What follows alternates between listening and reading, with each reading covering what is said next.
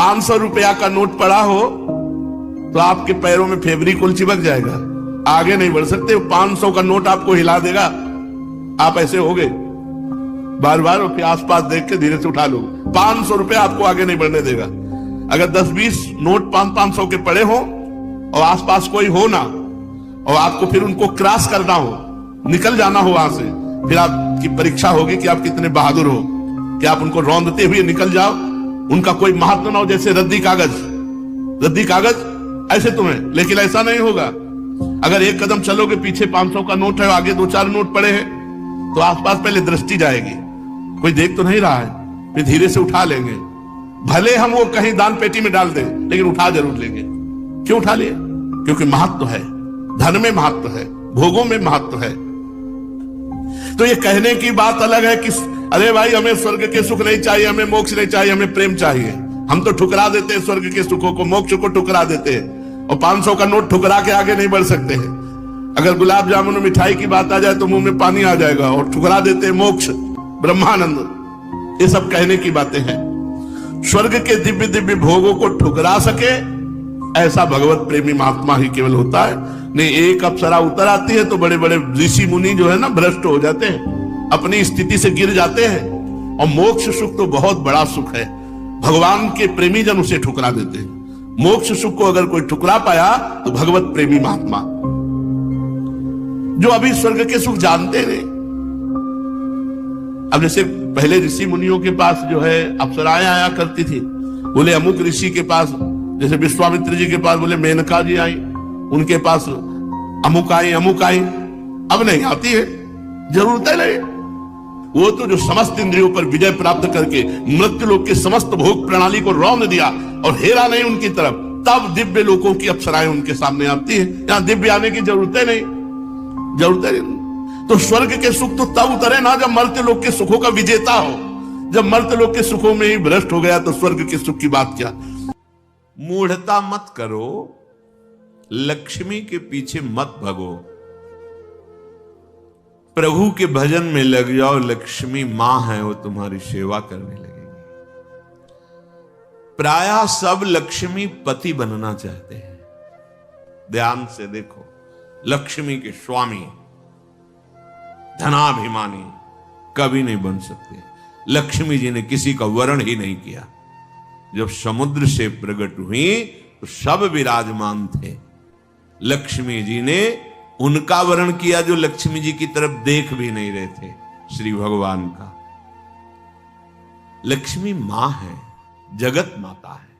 मूढ़ता इसीलिए कहा है कुत्र विमूढ़या सिरे, ए विमूढ़, मूढ़ता छोड़। मां को तू कैसी भावना से देख रहा है? सब लक्ष्मीपति बनना चाहते हैं। अरे लक्ष्मीपति है वो तो केवल श्री हरि है, दूसरा नहीं। लक्ष्मी के स्वामी केवल भगवान श्री हरि है। भगवान के ना चाहने पर भी उन्होंने भगवान का ही वर्ण किया। आप दासत्व स्वीकार करके प्रभु का जब भजन करेंगे तो लक्ष्मी मां है, आप उनके पुत्र हैं। वो भरपूर आपको जो कुछ चाहिए वो सब दे देंगे। बात मानो, समझो। मायापति है श्री कृष्ण, वो आप मायापति बनना चाहते हैं, थप्पड़े मारेंगी, गलत दृष्टि रखता है। हम सब आकांक्षा करते हैं कि लक्ष्मीपति बने। देखो अंदर से देखो, किसी कोई भाव आता है कि लक्ष्मी तो प्रभु की प्रिया है, प्रभु की प्रिय है, पत्नी है।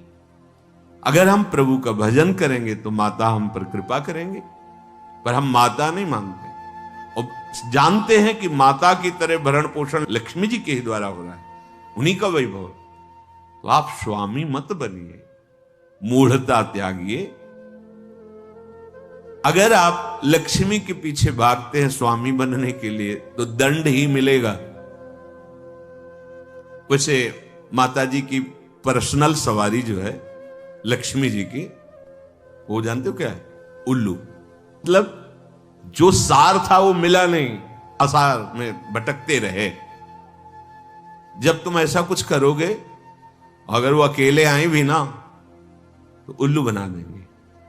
उल्लू बनाना जानते हो? उल्लू का दिन में प्रकाश में नेत्र काम नहीं करता है, अंधेरे में काम करता है। अर्थात जो लक्ष्मी को केवल स्वीकार करता है, आराधना की है, तो लक्ष्मी जी उसके दिमाग, क्योंकि आएंगे तो ना उसमें सवार होके, अब उसके दिमाग में ज्ञान के प्रकाश के लिए नेत्र नहीं रह जाएंगे। अज्ञान अंधकार में उसका काम करेगी बुद्धि। क्या? ये भोग लूं, ये ऐसा करूं, अभिमान बढ़ाने वाला, वासना बढ़ाने वाला, दुर्गति में पहुंचाने वाला कार्य प्रारंभ हो जाएगा। विविध प्रकार के दोष प्रकट हो जाएंगे। नारायण को बुलाओ, प्रभु माता जी सहित पर, जानते हो क्या, अलग अलग सवारी में नहीं आती, फिर एक सवारी में आती है। कौन? गरुण जी में। गरुण जी में भगवान नारायण और लक्ष्मी। गरुण जी जिनके पंखों से वेद स्तुति हो रही, अर्थात दिव्य ज्ञान विज्ञान संपन्न और समस्त ऐश्वर्य भोग आपके पीछे डोलेंगे। ऐसा नहीं कि भक्त केवल भिखारी ही होता है। देखो अम्बरीश जी महाराज बड़े बड़े ऐसे महाभागवत दिव्य वैभव संपन्न और भगवान की अपार भक्ति में डूबे हुए। श्रीपाद करे विमूढ़ता, अर्थात मूढ़ता का त्याग करो और सर्वाधीश्वर युगल सरकार के चरणों का चिंतन करो। बेलवन में लक्ष्मी जी आज भी विराजमान होकर तप परायण है कि कभी किशोरी जी का आदेश आ जाए सेवा के लिए तो हम कृतार्थ हो जाए। वृंदावन में नहीं, बाहर यमुना की पल्ली पर विराजमान है, और इसलिए विराजमान है कि कभी लाडली जो इशारा कर दे किसी के पर, वो मुझे सेवा मिलेगी। विहाय वृंदावन मिंदिरादि भी सुदुर्लभम कुत्र विमूढ़ आश्रय। आशा छोड़ो तुम और न किसी से, हमारे लाडली लाल के चरणों का आश्रय लो। तो कह रहे हैं परम सुदुर्लभाश्चात्र मिलंति भक्तया, परम दुर्लभ प्रेम भक्ति भी मिलेगी और ऐश्वर्य भी मिलेगा। ये जब आप प्रिया प्रीतम के चरणों का आश्रय लिए वृंदावनाधीश्वर श्यामा श्याम का भजन कर रहे, तो क्या नहीं मिल जाएगा आपको। बड़े सद्गुण हैं, पर भगवत चरणारविंद की शरणागति नहीं, भजन नहीं, क्या होगा इससे? ये तो बाहरी सद्गुण है, इससे क्या होगा? अगर प्रभु के चरणों का आश्रय नहीं तो ये बाहरी सद्गुण भगवत प्राप्ति थोड़ी करा सकते हैं। और मनुष्य जीवन का चरम और परम लाभ भगवत प्राप्ति है। रूप विभवई, बड़े रूपवान हो, देह भाव से अपने रूप को देखकर गर्व करते हो कि मैं बड़ा सुंदर हूं। कितने दिन टिकेगी ये सुंदरता? दुर्गति ही करवाएगी, क्योंकि देह भाव से सुंदरता का आरोप मैं में कर लेने से भोगों की प्रियता बढ़ती है। भोगों की प्रियता दुर्गति का कारण है, बुद्धि का भ्रष्ट हो जाना है, सत्य वस्तु से पतित हो जाना है। तो किम रूपै, बड़े रूपवान हो, उससे क्या होगा? बार बार दर्पण में अपने रूप को देखकर गर्व करोगे और विषय प्रियता बढ़ेगी। श्रीपाद कह रहे हैं किम दानम, आप बड़े धनी हो, आपको गर्व है कि मैं गरीबों को देता हूं या किसी को भी देता हूं। इसे क्या होगा? तुम्हारा अभिमान पुष्ट होगा, तुम्हें जो पुण्य का है वो और लाभ मिलेगा, एक की जगह 1 लाख दे देगा। इतने में तुम अभिमान से युक्त हो, और बढ़ जाएगा तो और अभिमान बढ़ेगा, तो होगा क्या? दुर्गति। क्या होगा? सोचो, जिनका कोई अपराध नहीं था, बराबर गौदान करना, स्वर्ण से खूण मढ़वाकर, सींग मढ़वाकर दक्षिणा देना, घर दान करना, दान में ही लगे रहते थे महाराज नृग।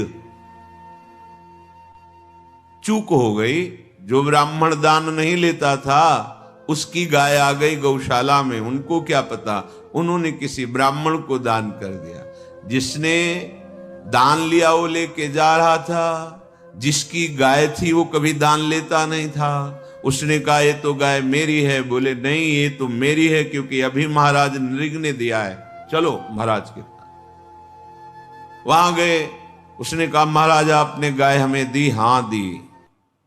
उसने कहा महाराज फिर ये गाय मेरी है, ये आपकी नहीं है, आप हमारी गाय वापस करें। तो उनका तुम्हें 1 करोड़ गाय देंगे। जो गाय का असली मालिक था उसे कहा इसको छोड़ दो तुम, क्योंकि अब हमने दान दे दिया। उसने कहा मैंने कभी दान ही नहीं लिया तो क्यों स्वीकार करूं, मुझे अपनी गाय चाहिए। जिसने दान लिया था उसने कहा बस मुझे तो यही गाय है, अगर ये नहीं दोगे तो। इतनी बात का ये दंड मिला कि द्वारिका के कुएं में वो गिरगिट बनकर पड़े थे। पर कृपा ये हुई कि अपराध था नहीं पूर्ण रूप से। वो राजा है, वो क्या गौ सेवक थोड़ी हो कि गौशाला में पहचानते हो कौन मेरी गाय कौन तेरी गाय। आ गई, दान कर दिया। तो फिर भगवान अपनी तरफ से हेतु की कृपा करके उनका कल्याण किया, पर बने गिरगिटी। विचार करके देखो, इतना बड़ा दान अगर भगवान हेतु की कृपा न करते तो क्या बने हुए पड़े थे। तो किम दानम, अहंकार करके कि मैंने इतना रुपया दान किया, इतनी वस्तु दी, वो आपको मुक्त नहीं कर सकता। और वही वस्तु, हे प्रभु आपके द्वारा दी हुई वस्तु दैन्य भाव से आपको समर्पित करते हैं, हो गया, ये भगवत प्राप्ति का कारण बन जाएगा। किसी को भी जब कोई कभी सेवा करे, दान भावना न रखे, मेरी वस्तु नहीं है भी नहीं, वास्तविक मेरे प्रभु ने दी है। प्रभु की दी हुई वस्तु से प्रभु स्वरूप सामने आए हुए को जो हम सेवा कर रहे हैं, रिझा रहे हैं, उसका फल हो मेरे गोविंद मेरे पर प्रसन्न हो।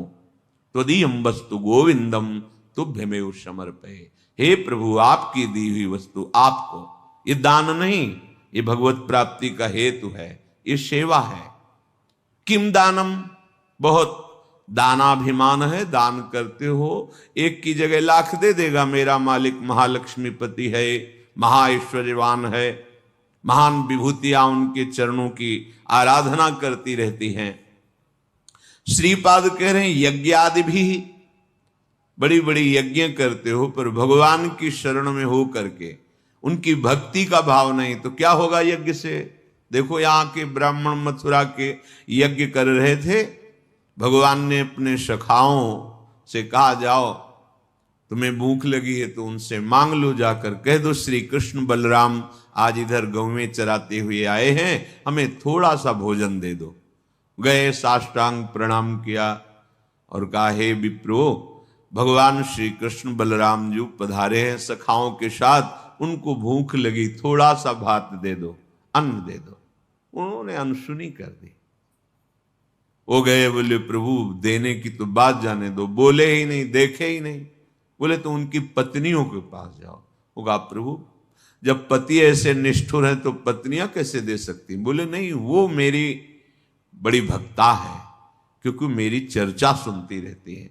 वृंदावन की मालिनी पुष्प लेकर दूना में और घर में देती थी मथुरा में जाके, और रोज चर्चा। आज लालजू महाराज ऐसी पोशाक पहने, आज ऐसी लीला की, आज बकासुर मारा, अगर असुर, ऐसी वो लीला सुन सुनकर आसक्त चित्त हो गई थी। कब ऐसा सौभाग्य होगा कि प्रभु मुझे दर्शन। जे भी सुना प्रभु भूखे हैं, सुंदर भोग बनाकर ठाकुर जी के लिए चल पड़ी, रोकने पर भी ना रोकी। तो एक महान यज्ञ करने वाले भगवान की अवहेलना कर रहे हैं। स्वयं यज्ञ भोक्ता भगवान उनसे भोग मांग रहे कि ले आओ, भूख लगी है, और वो यज्ञ क्या इन ग्वालों को देना, ये बात उनके मन। तो यज्ञ का फल क्या हुआ। यज्ञ का फल है प्रभु को तुष्ट कर लेना, प्रभु को प्रसन्न कर लेना। क्या मिला यज्ञ आदि भी। अगर भगवान की शरणागति नहीं, भगवान की भक्ति नहीं, तो यज्ञ से क्या होगा। श्रीपाद कह रहे किम विख्याति सतैह, तुम्हारा शास्त्रों लोग, सैकड़ों लोग, लाखों लोग यश गान करते हैं, बड़े प्रतापी हो, बड़ी महिमा है, बड़े पदवान हो, कितने दिन टिकेगा ये पद? कितने दिन तुम्हारा शरीर टिकेगा? परिवर्तनशील संसार है, छूटेगा पद, शरीर भी छूटेगा और लोगों की बुद्धि भी परिवर्तित हो जाएगी। बराबर यश बना ही नहीं रहता, ये माइक है, ये सत्य सच्चिदानंद नहीं है, वाहवाही 4 दिन की चांदनी है, इसका कोई महत्व नहीं। जो इसके महत्व में फंस गया वो भगवत महत्व को खो देता है। श्रीपाद कह रहे क्या होगा तुम्हारा? बहुत लोग यश करेंगे और तुम उसको सुनोगे, अहंकार पुष्ट होगा। होगा क्या इससे? श्रीपाद कह रहे किमुग्र तपस्या किम, बहुत तुमने उग्र तपस्या की और भगवान के चरणों की भक्ति नहीं तो क्या? देखो हिरण्यकश्यप ने ऐसी उग्र तपस्या की कि ब्रह्मा जी को आश्चर्य हो गया। दिव्य दृष्टि से देखा तब दिखाई पड़ा कि जहां वो तपस्या कर रहा था वहां दीमक का पिंड हो गया, उसके ऊपर कुछ घास आस जग गई थी। हिरण्यकश्यप दिखाई नहीं दे रहा था, कमंडल का दिव्य जल डाला तब वो प्रकाशित हुआ। ऐसी उग्र तपस्या करने वाला भगवद विरोधी क्या हुआ? बड़े बड़े महर्षि जन तपस्या के द्वारा जिन प्रभु के चरणारविंद का दासत्व प्राप्त करना चाहते हैं, वो तपस्या सार्थक हुई, केवल तप का अभिमान बढ़ा, तो ऐसी उग्र तपस्या से भी क्या? देखो कोई अपराध अम्बरीश जी ने नहीं किया, तपस्या का थोड़ा सा भाव होने के कारण कि मैं महान तपस्वी, कृत्या पैदा कर दी। ऐसे निर्मल भक्त को दंड देने के लिए उतावले हो गए दुर्वासा जी। परिणाम सब सुनते हैं, क्या होगा?